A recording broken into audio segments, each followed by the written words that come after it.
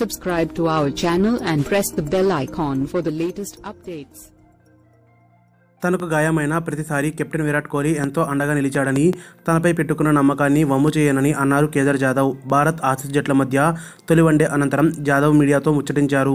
ఈ సందర్భంగా ఆయన మాట్లాడారు. తనకు ఇప్పటివరకు చాలాసార్లు గాయాలయ్యాయని, ప్రతిసారి జట్టు సారథి కోహ్లీ అండగా నిలిచాడని చెప్పారు. అలాగే జట్టు యాజమాన్యం కూడా ఎంతో సహకరించిందని, తనపై పెట్టుకున్న నమ్మకాన్ని వమ్ము చేయనని తెలిపారు. ఇంకా మాట్లాడుతూ జట్టుకు అవసరమైన ప్రతిసారి శక్తివంచన లేకుండా ఆడతాను. కష్ట సమయాల్లో జట్టును గెలిపించి నా రుణం తీర్చుకుంటాను.